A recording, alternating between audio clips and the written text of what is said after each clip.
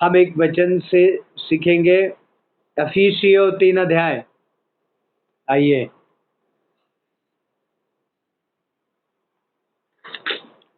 3 का 17, 18, 19। और विश्वास के द्वारा मसीह तुम्हारे हृदय में बसे कि तुम प्रेम में जड़ पकड़कर और नेव डालकर सब पवित्र लोगों के साथ भली भांति समझने की शक्ति पाओ कि उसकी चौड़ाई और लंबाई और ऊंचाई और गहराई कितनी है, और मसीह के उस प्रेम को जान सको जो ज्ञान से परे है, कि तुम परमेश्वर की सारी भरपूरी तक परिपूर्ण हो जाओ। हालेलुया। और विश्वास के द्वारा मसीह तुम्हारे हृदय में बसे, है ना। हम ये पिछले दिनों में सीख रहे थे कि परमेश्वर का प्रेम तुम्हारे हृदय में वास करे। किसका प्रेम वास करे? परमेश्वर का प्रेम तुम्हारे हृदय में वास करे। एक आयत हम पढ़ेंगे इसके लिए, कलूसियों 2 का 7।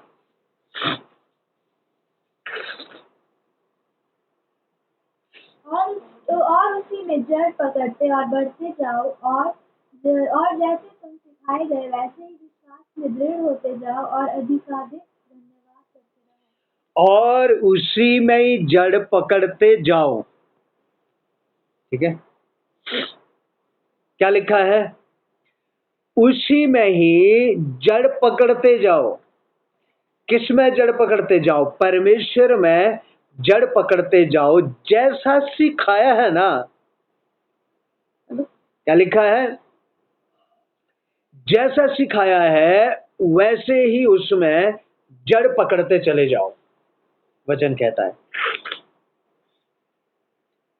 जब हम कोई भी पौधा लगाते हैं ना, छोटा, है ना, कोई भी डाली लगाते हैं, फूल लगाते हैं कई बार,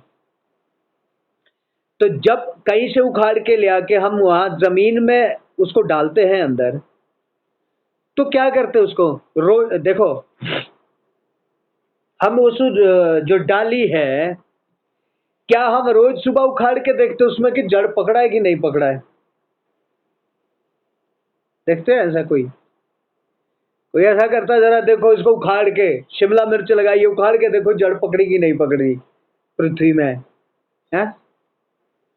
ऐसा नहीं करते ना।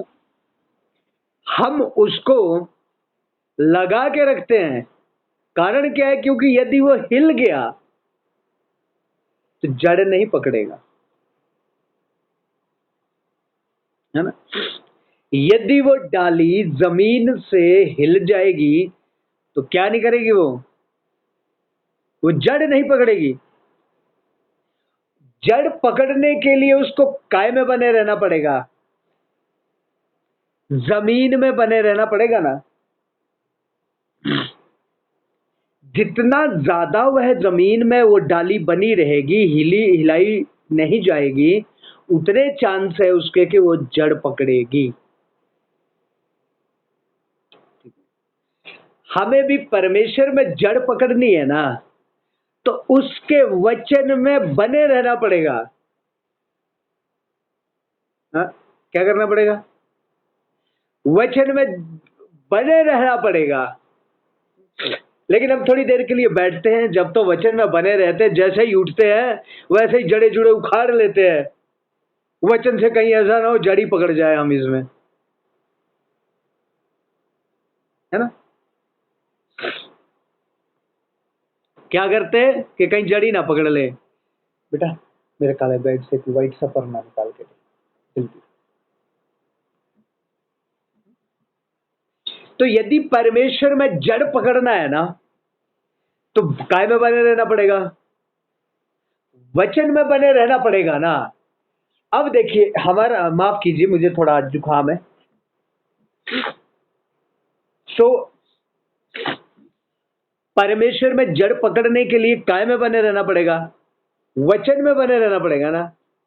हालेलुया। जब वचन में बने रहेंगे तभी तो जड़ पकड़ेंगे। जब वचन में बने नहीं रहेंगे तो जड़ कहां से पकड़ेंगे, है ना। हम बात बात में जड़े उखाड़ लेते वचन में, वचन से क्या करते हैं? अब वचन में बने रहना कैसा है? कोई बोलेगा वो वचन पे बने रहने का मतलब क्या है? कोई समझाओ जरा मुझे।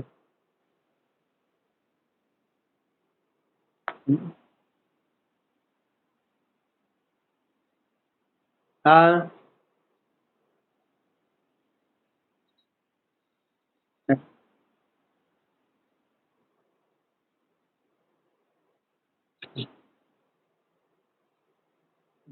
राइट, सबने ठीक कहा अपने तरीके से, लेकिन सबने सही कहा। ये सारे तरीके बने रहने के हैं, लेकिन मैं एक तरीका और बताऊंगा। बने रहने का, परमेश्वर में बने रहने का मतलब क्या है? वचन के अनुसार चलना।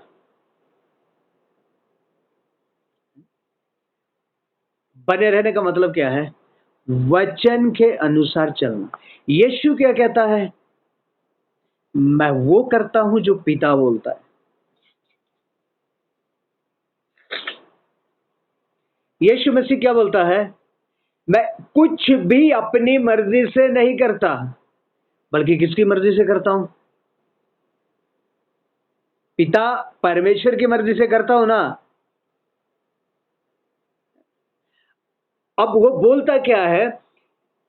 मैं पिता में बना रहता हूं और पिता मुझ में। मैं पिता में बना रहता हूं और पिता मुझ में बना रहता है। और ये कैसे एक दूसरे में बने रहते हैं?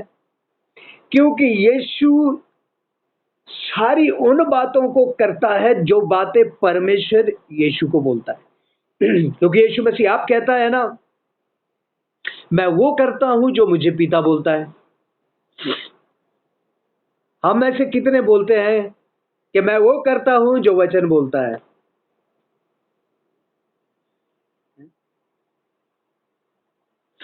यदि मैं वो करता हूं जो वचन बोलता है, तो मैं फिर परमेश्वर में बना हुआ हूं। यदि मैं वो नहीं करता जो वचन बोलता है, तो मैं हरगिज परमेश्वर में बना हुआ हूं। हालेलुया। और जब उसमें बने रहेंगे, तो क्या होता जाएगा? जड़ पकड़ते जाओगे। किसमें? परमेश्वर में जड़ पकड़ते जाओगे। अब जो पूरा पेड़ है वो रस कहां से लेता है? जड़ों से लेता है ना, है ना? अब जब ऊपर हरियाली दिखती है, हमें पेड़ में दिखता है यार ये पेड़ अच्छा लगा है, इसमें फल अच्छे हैं, इसका छिलका, रंग, पत्ते, सब कुछ इसका अच्छा है। इससे हम क्या समझ लेते हैं? इसकी जड़ें अच्छी मिट्टी में कहीं गई हुई है, हालांकि हमें दिख नहीं रही है। वो जड़ें हमें दिख नहीं रही है कहीं भी, लेकिन हम उसके फल से हम आइडिया लगा लेते हैं कि इसकी जड़ें कहाँ गई है। बड़ी अच्छी जगह में है कहीं, बड़ी अच्छी भूमि में इसकी जड़ें गई है। भाई शिव कुमार, माइक बंद करें प्लीज। सो इसीलिए वचन क्या कहता है कि तुम उसमें जड़ पकड़ते जाओ। किसमें? परमेश्वर में जड़ पकड़ते जाओ, उसके वचन में जड़ पकड़ते जाओ, ताकि रस कहां से आए हमें? वचन से। कहां से रस आए? वचन से रस आए। हालेलुया। कहां से रस आए? वचन से। और जब वचन से रस आएगा ना, तो फल दिख जाएंगे। जब वचन से रस आएगा ना, तो क्या दिखेंगे? फल। अब ये बताइए, सबसे पहले फल कहां से दिखता है हमारे शरीर से परमेश्वर का? कोई जरा बताइए मुझे। Very good. God bless you. और कोई?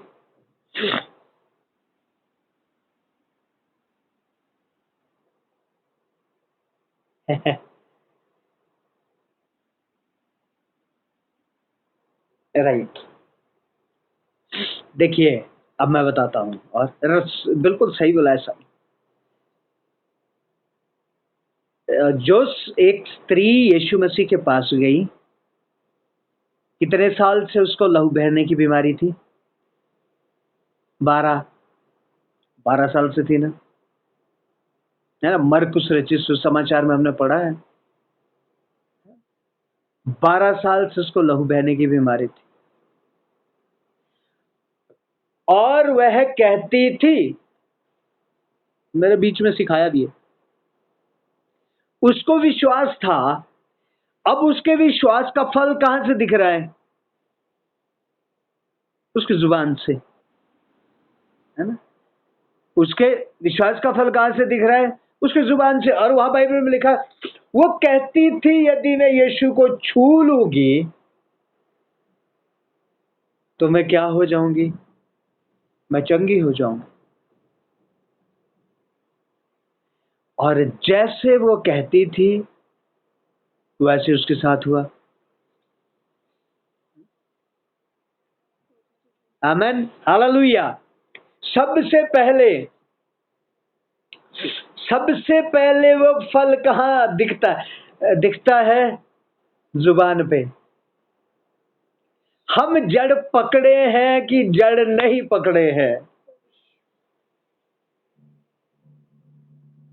समझ आ रहा है? हालेलुया। हम जड़ पकड़े हैं परमेश्वर के वचन में कि जड़ नहीं पकड़े हैं? वो सबसे पहले पता कहां से लगता है? जुबान से। हम बोले हाँ जी, हम किसी से मिलेंगे, हम कौन है जी? विश्वासी। ओ हाँ जी, हम भी विश्वासी हैं। तो जब वो बोलेंगे तो उनका विश्वास का पता लग जाएगा कितने विश्वासी है। एक बार सुलेमान एक बात को कहता है कि मूर्ख भी जब तक मुंह बंद रखता है तो बुद्धिमान जान पड़ता है, लेकिन जैसे ही वो मुंह खोलता है वैसे ही पता चल जाता है वो कौन है। और हमारे विश्वासियों के भी जब मुंह खुलते हैं तो पता चल जाता है कि कितना के विश्वासी है या नहीं है। ठीक है? कलीसिया में तो सब लगेंगे हालेलुया विश्वासी है। कलीसिया में सब कैसे लगेंगे? विश्वासी है। लेकिन जब आस पड़ोस में, घर में, परिवार में जब मुंह खुलते हैं तो फल दिखते हैं, पड़ोसियों को भी फल दिखते हैं। बड़े फल निकल रहे हैं, बम गोले निकल रहे हैं, 24 घंटे निकल रहे हैं और निकल ही रहे, वो बंद हो ही नहीं रहे। जब वो बंद हो ही नहीं रहे तो हमें पता लग रहा है फल कौन सा है ना? क्या निकल रहे हैं? बम गो परमेश्वर मेरे मुंह को थोड़ी देखो। कई बार हम बोलते हैं हम बके जा मैं मालूम नहीं क्यों आ गया ये वचन, कहाँ बदल गया मालूम नहीं है, प्रभु जानता है क्यों बदला है ना? उसमें जड़ पकड़ने पे ये बात चली हुई है। ठीक है? परमेश्वर में यदि जड़ पकड़े हैं तो हमारी जुबान से पता लगेगा कि कितनी जड़ पकड़े भी है कि नहीं पकड़े हैं, कि हम ढोंग कर रहे हैं। ये कब पता लगेगा? परिवार के अंदर, पड़ोस में पता लगेगा, है ना? पड़ोस में पता लगेगा कितनी जड़ पकड़े हैं। सुलेमान एक बात कहता है कि जिसने परमेश्वर को जान लिया ना, जब परमेश्वर के सामने जाते जितना कम हो सके उतना कम बोलो, क्योंकि जो जितना ज्यादा बोलेगा उतना पाप करेगा। है? और तिमोथियस की पत्री में पौलुस भी क्या कहता है? या तो वचन पे बात करो, है ना? क्या में बात करो? वचन पे। फालतू बात जितनी ज्यादा करेंगे उतना पाप करेंगे, पक्का पाप करेंगे ना। अब हम यार दोस्त मिलके 4 घंटा बात करेंगे, क्या बात होगी उसमें? 4 घंटा कौन सी बात कर लेंगे? पाप ही होंगे ना, उसके बाद तो चुगलियां ही होएगी, पाप ही होंगे। प्रभु के लोगों, यदि हम जड़ पकड़े हैं ना तो परिवार के बीच में, पड़ोसियों के बीच में, रिश्तेदारों के बीच में जब हम रहते हैं तो पता लगना चाहिए यार, इसका बोलने का ढंग से हमें पता लग रहा है कि इस पेड़ में फल है।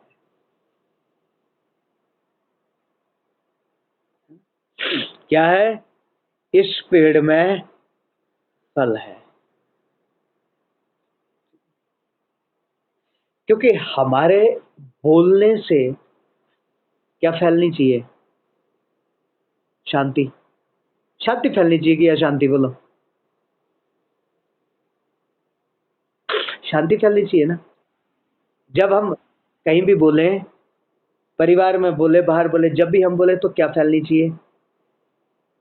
शांति फैलनी चाहिए ना। क्योंकि यीशु मसीह शांति का राजकुमार है कि नहीं है? तो हम कौन है आगे? भय विचार की औलाद। बाइबल क्या कहती है? यदि फल नहीं आए तो इसका मतलब तुम क्या हो? भय विचार की औलाद। याकूब की पत्री 2 अध्याय 15 आयत में लिखा हुआ है, रुकिए, शायद 2 की 15 ये है कि कुछ और है। मैं चाहता हूं पढ़ ही दीजिए कोई। याकूब उसका 2 अध्याय और उसकी अच्छा 2 अध्याय और उसकी 26 आयत। अतः जैसे देह आत्मा बिना मरी हुई जी है, नहीं, ये सॉरी बेटा, 1 अध्याय 26 आयत। यदि कोई अपने आप को भक्त समझे और अपनी जीभ पर लगाम न दे, पर अपने हृदय को धोखा दे, तो उसकी भक्ति व्यर्थ है। यदि कोई अपने आप को भक्त समझे, बड़े ध्यान से सुने, यदि कोई अपने आप को भक्त समझे कि मैं विश्वासी हूं, मैं परमेश्वर का जन हूं, अपनी जीभ को लगाम ना दे, तो अपने आप को उसने बहुत बड़े धोखे में रखा हुआ है। लिखा है ना यहाँ 1:26 में क्या लिखा है? यदि कोई अपने आप को विश्वासी कहें, भक्त कहें, अपनी जीभ को लगाम ना दे, तो सबसे बड़ा धोखे में है वो व्यक्ति। क्योंकि उसकी सारी भक्ति व्यर्थ है, उसकी प्रार्थनाएं व्यर्थ है ना? उसका सब कुछ व्यर्थ है।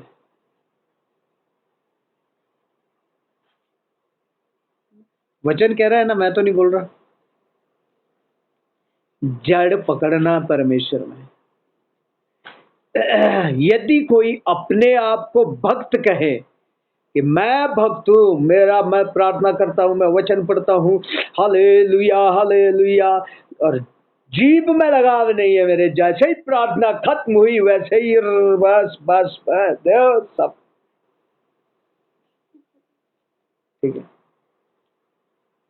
इसका मतलब क्या है?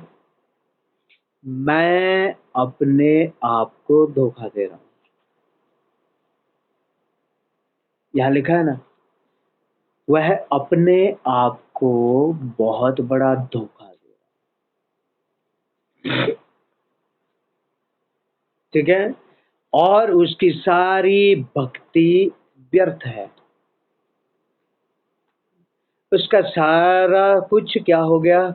व्यर्थ है। राइट। इसके साथ और पढ़िए इफिसियों 4:29।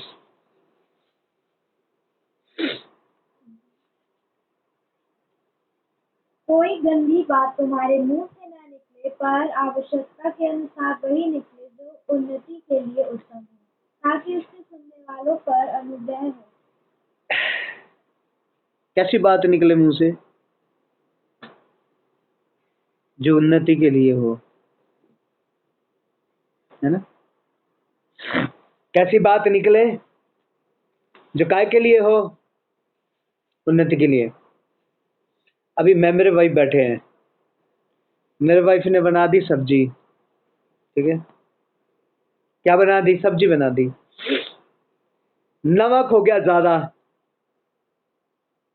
अब मैंने, ये क्या, ऐसा कोई खाना बनता है, इसमें नमक इतना डाल दिया, ऐसा कर दिया? ये तरीका सही है? नहीं, मैं क्या बोलूंगा, आज नमक थोड़ा ज्यादा हो गया, ये वाला तरीका सही है ना? समझा? हालेलुया। कहने का मतलब मेरा क्या है कि हमारे मुंह से जो भी बात जब निकले ना, कैसे निकले? जो दूसरों के लिए उन्नति का कारण हो, झगड़े का कारण, अशांति का कारण नहीं। हमारे मुंह से जो निकले उससे अशांति ना फैले, बल्कि क्या हो? उन्नति हो। हालेलुया।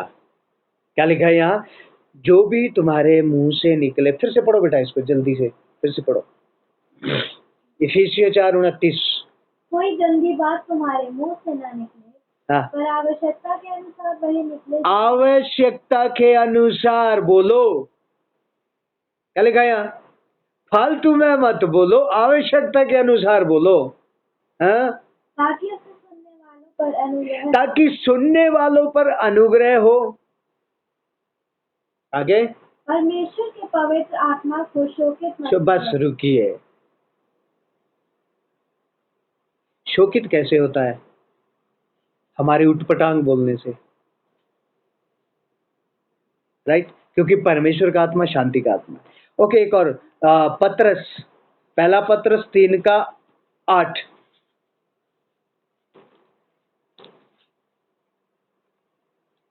अतः सब के सब एक मन और कृपामय और भाईचारे के प्रीति रखने वाले और करुणामय और नम्र बनो। हाँ, 10 तक पढ़ो। बुराई के बदले बुराई नहीं मत बेटा, करो। अच्छा, सॉरी सॉरी सॉरी सॉरी, नहीं नहीं, ठीक कर दो। हाँ, पहला पत्रस 3:8 से 10। हाँ, राइट। बुराई के बदले बुराई मत करो और न गाली के बदले गाली दो। हाँ इसके विपरीत आशीष ही दो, हाँ क्योंकि तुम आशीष के वारिस होने के लिए बुलाए गए हो। हाँ क्योंकि जो कोई जीवन की इच्छा रखता है हाँ, और अच्छे दिन देखना चाहता है, वह अपनी जीभ को बुराई से और अपने होठों को छल की बातें करने से रोके। बस बुराई के बदले बुराई मत करो, है? क्या लिखा है? बुराई के बदले बुराई मत करो, भाईचारे की प्रीति रखो। और क्या लिखा है? मुंह से गालियां भी नहीं देना, पर उसके विपरीत आशीष दो, क्योंकि तुम आशीष के वारिस होने के लिए बुलाए। अब हम काय के लिए बुलाए हुए हैं? ताकि दूसरे लोग आशीष पाए। याद रखें, जितने लोग बैठे हैं ना, जिन्होंने भी यीशु पे विश्वास किया है, काय के लिए बुलाए गए हैं? ताकि दूसरे लोग आशीष पाए। और क्या पाते हैं हमारी बातों से दूसरे लोग आशीष? क्या पाते हैं हमारे जीवन से दूसरे लोग आशीष? क्या हमारे पड़ोसी, हमारे जहाँ जहाँ हम जाते, जहाँ जहाँ रहते, क्या लोग बोलते नहीं यार अच्छे लोग हैं, इनसे मिलकर कुछ एक शांति मिलती है, इनसे बातें करके कुछ एक शांति मिलती है? ऐसा बोलते हैं कि ऐसा बोलते हैं इनसे बात नहीं करना भाई, ये लड़ पड़ेंगे, हैं? क्योंकि हक की लड़ाई लड़ते ही है। कौन सी लड़ाई लड़ते हैं? हक की लड़ाई। Okay, right, hallelujah. और क्या लिखा है? क्योंकि जो कोई जीवन की इच्छा रखता है, साफ साफ वचन कहता है, जो कोई जीवन की इच्छा रखता है और अच्छे दिन देखना चाहता है, ठीक है? ये वो वाले अच्छे दिन नहीं है जो मनुष्य देता है, लेकिन कौन से अच्छे दिन है? जो परमेश्वर देना चाहता है। और जो अच्छे दिन देखना चाहता है, अपनी जीभ को बुराई से और अपने होठों को छल की बातें करने से रोके। कुछ समझ आ रहा है? कि इस जीभ का कितना बड़ा रोल है। याकूब 3 अध्याय में जब हम पढ़ते हैं तो वहां क्या लिखा है? ये जीभ है जो आग लगा देती है। याकूब 3 अध्याय जब पूरा पढ़ते हैं तो क्या लिखा है? ये जीभ क्या करती है? आग लगा देती है। अभी देखिए, अब हम मान लीजिए, हम जैसे ही सुबह उठते हैं, ठीक है, हम जैसे सुबह उठते हैं, उठेंगे, वाइफ ब्रेकफास्ट बनाएंगी, ठीक है, हम खाना खाएंगे, सब ठीक है, धन्यवाद प्रभु, हालेलुया, निकल गए। घर में क्या रहेंगी? अब यदि मैं जैसे ही सुबह उठता हूँ, मैं मेरी वाइफ को बोल पड़ता हूँ, है ना, बड़बड़ बड़बड़ बड़बड़ करना शुरू करूंगा, बताइए परिवार में आग लगेगी कि नहीं? है? मैं बोलना शुरू करूंगा, मैंने किया तो कुछ नहीं, मैंने मारा किसी को नहीं, पीटा किसी को नहीं, मैंने गालियां भी नहीं मैंने दी, लेकिन क्या करना शुरू कर दिया मैंने, ठीक है, पूरे परिवार में क्या लग गई? आग। पूरे परिवार में क्या होगी? अशांति। समझ आ रहा है कुछ? जीव के विषय में बहुत सारी बातें हैं, लेकिन अभी कितनी कर पाएंगे हम, है ना, बहुत सारा लिखा है इसके विषय में। नीति वचन, नीति वचन 6:2 एक आयत पढ़ेंगे हम, और नीति वचन 6:2।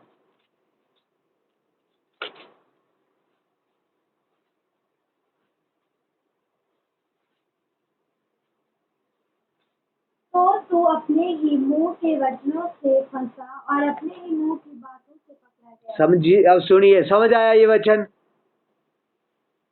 स्वर्ग में कैसे फंसेंगे मसीह लोग? अपने मुंह की बातों से। प्रभु हम तो बड़ी प्रार्थनाएं करते थे, बड़ा हालेलुया करते थे, लेकिन वहां कौन से फल पकड़े जाएंगे? मुंह के। कौन से फल पकड़े जाएंगे वहां पर? मुंह के। क्या लिखा है वहां पर? कैसे पकड़े जा रहे हैं? मुंह के बातों के फल से, इन होठों के फल से, इस जीभ की वजह से कि क्या क्या हम बोलते हैं। याकूब 3 अध्याय में आओ एक बार। हाँ, यस, हाँ, बता रहा हूं, 6:2 है। ओके, फिर से आइए, याकूब 3 अध्याय, जल्दी जल्दी से बस 1-2 आयत पढ़ेंगे हम, ज्यादा इससे पढ़े, 1, 2, 3, 4 आयतें पढ़ना शुरू करो जल्दी। हे मेरे भाइयों, तुम में से बहुत उपदेशक न बने, क्योंकि हाँ। जानते हो कि हम उपदेशक और भी दोषी ठहरेंगे। देखिए, तुम में से या तो बहुत उपदेशक नहीं बनना, क्योंकि मैं याद रखे उपदेशक और भी दोषी ठहरेंगे। अब देख, हम भी बड़े सुसमाचार सुनाने वाले बनते हैं ना, दूसरे को सुसमाचार, हालेलुया, अपनी जीप पे कंट्रोल नहीं है, इसीलिए बहुत सारे सेवक लोग कम बोलते हैं। आप लोगों ने देखा होगा, विश्वासी लोगों ने भी, है ना, सेवक लोग बहुत कम बोलते हैं, बहुत सारों को मैंने देखा है, वो बहुत कम बोलेंगे। क्यों? वचन कहता है कुछ भी ऐसी बात निकलेगी तो हम विश्वासियों से ज्यादा दोषी ठहरेंगे। चलिए आगे पढ़े। इसलिए कि हम सब बहुत बार चुप जाते हैं, जो कोई वचन में नहीं चुपता वही तो सिर्फ मनुष्य है और सारी देह पर भी लगाम लगा सकता है।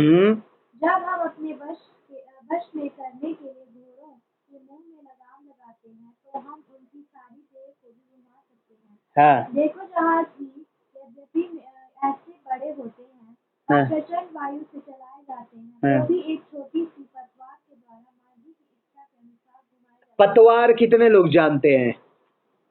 इतना बड़ा जहाज होता है जी, एक छोटी सी पतवार होती है, फट्टा सा, छोटा सा होता है, और उसी से ही वो माझी उस पूरे जहाज को घुमाता है। अब 5 आयत पढ़िए जल्दी। वैसे ही जीभ भी एक छोटा सा अंग है और वह बड़ी बड़ी डींगे मारती है। हाँ। देखो, थोड़ी सी आग से कितने बड़े वन में आग लग जाती है। थोड़ी सी आग से कितने बड़े वन में आग लग जाती है। हाँ? थोड़ी सी आग से कितने बड़े वन में, और जीभ भी एक आग है। 6 आयत में क्या लिखा है? जीभ भी एक आग है। जीभ हमारे अंगों में अधर्म का एक लोक है। ये जीभ सबसे ज्यादा पाप करती है हमारे शरीर में। ये जीभ क्या करती है? सबसे ज्यादा पाप। इसीलिए इसको क्या करना, वचन के अनुसार वश में। ओके, आइए, हमारा समय खत्म हो गया है आज, सो हम प्रार्थना करेंगे और सब लोग अपनी आंखों को बंद करें।